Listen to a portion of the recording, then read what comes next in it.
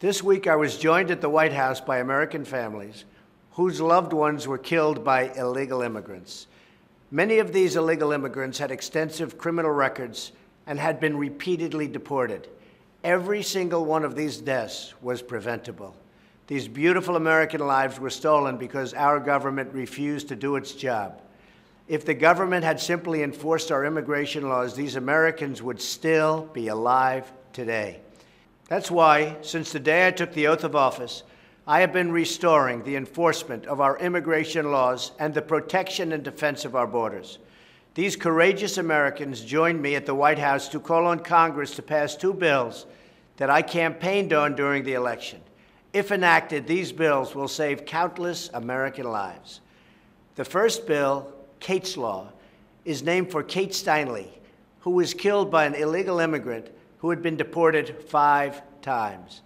This law will enhance criminal penalties for those who repeatedly re-enter our country illegally. The second bill, the No Sanctuary for Criminals Act, will block federal grants to jurisdictions that shield dangerous criminal aliens from being turned over to federal law enforcement.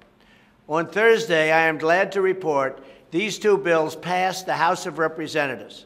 This represents a crucial step toward ensuring our public safety and national security.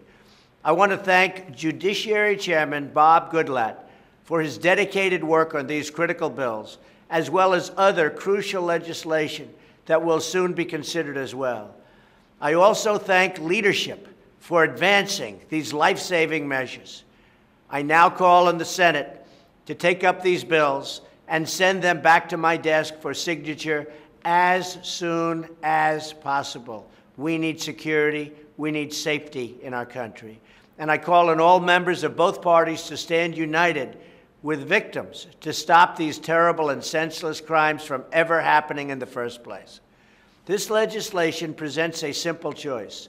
Either vote to save and protect American lives, or vote to shield and comfort criminal aliens who threaten innocent lives.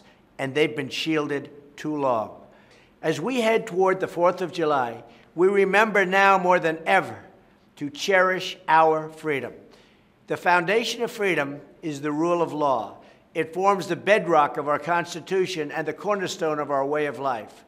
So this Independence Day, while we're enjoying treasured time with our friends and loved ones, let us not forget the families who have an empty seat at the table this year.